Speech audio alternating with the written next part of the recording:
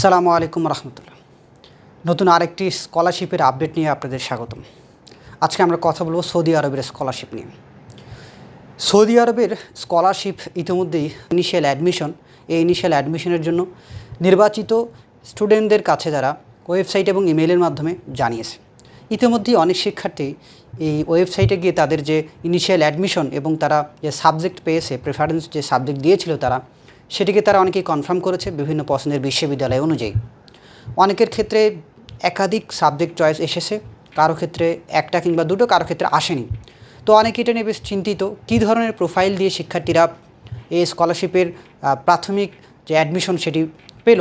আমরা আজকে একজন শিক্ষার্থীর প্রোফাইল আপনাদের সঙ্গে শেয়ার করব, যিনি এই প্রোফাইল দিয়ে ইসলামিক ইউনিভার্সিটি অফ মদিনা থেকে একটি সাবজেক্টে নির্বাচিত হয়েছেন এবং তিনি ইতিমধ্যেই এই সাবজেক্টে তিনি তার ইনিশিয়াল যে অ্যাডমিশন সেটি কনফার্ম করেছেন। চলুন দেখে নেওয়া যাক।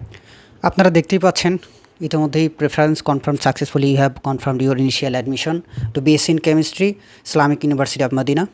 তো এই শিক্ষার্থী আবেদন করেছিল 20 মে এবং তার যে ফলাফল, প্রাথমিক যে অ্যাডমিশনের ফলাফল, তিনি এটি ইমেলের মাধ্যমে পায় এবং সে কনফার্ম করেছে, অর্থাৎ 22 জুন ইমেলের মাধ্যমে সে এই স্কলারশিপের জন্য যে নমিনেটেড হয়েছে সেটি সেই ইমেলের মাধ্যমে। পরবর্তীতে সে ওয়েবসাইটে গিয়ে তার এই যে প্রাথমিক অ্যাডমিশন রয়েছে এটাকে সে কনফার্ম করে। চলেন আমরা তার প্রোফাইলটা একটু দেখি। এখানে যদি আমরা দেখাই যে প্রাথমিক যে ডাটাগুলো রয়েছে, নাম, অ্যাড্রেস, পিতামাতা, এগুলো তো সে দিয়েছেই। এক্সট্রা কী দিয়েছে আসলে, সে একটা মোটিভেশনাল লেটার লিখেছে, দেখতে পারবেন আপনারা। এরপরে যে প্রাথমিক যে ডেটাগুলো আছে সেগুলো সে প্রোভাইড করেছে এবং আমরা তার রেজাল্ট এবং কী কী ডকুমেন্টস সে আপলোড করেছে এটা আপনাদের সঙ্গে শেয়ার করব। এখানে দেখতে পাচ্ছেন তার যে একাডেমিক রেজাল্ট, এটা হচ্ছে GPA 5, সেই সঙ্গে ল্যাঙ্গুয়েজ প্রফিসিয়েন্সি আসলে নাই তার। তারপর সে হাই স্কুল ডিপ্লোমার এখানে সে সার্টিফিকেট দিয়েছে, সে বলেছে সার্টিফিকেট সে একাডেমিক ট্রান্সক্রিপ্ট সহ মার্চ করে আপলোড করেছে।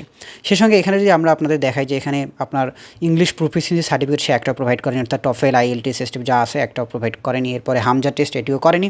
এরপরে যা দেখছেন এগুলো কিছুই সে আপলোড করেনি।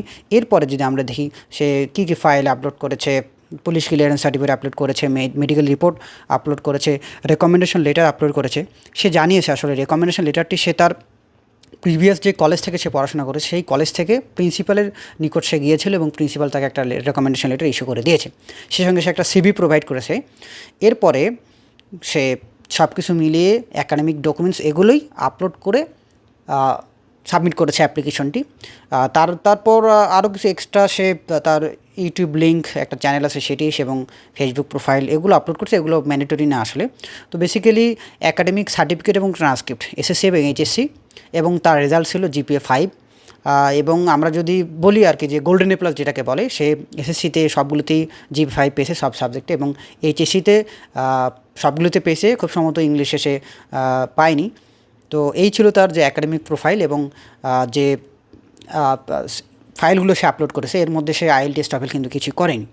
তো এই ছিল তার আসলে প্রোফাইল। এই প্রোফাইল দিয়ে সে ইসলামিক ইউনিভার্সিটি অফ মদিনা থেকে BSc ইন কেমিস্ট্রিতে পড়ার সুযোগ পেয়েছে।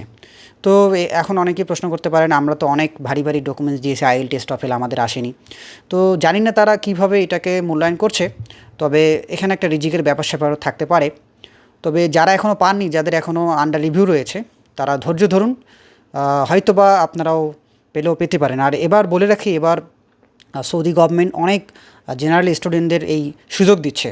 যেমন আগে মাদ্রাসা ব্যাকগ্রাউন্ডের শিক্ষার্থীরা এটাতে বেশি পড়ার সুযোগ পেত, এবার জেনারেল সাবজেক্ট যেগুলি আছে, physics, chemistry, mathematics, biology, engineering, এগুলোতে সৌদি সরকার বেশ ভালো প্রাধান্য দিচ্ছে এবং বাংলাদেশ থেকে অনেক জেনারেল স্টুডেন্টস এই স্কলারশিপটা পাচ্ছে এবছর। তো আমরা আপনাদের জন্য দোয়া রাখি, আপনারা পাবেন ইনশাআল্লাহ। সালামু আলাইকুম।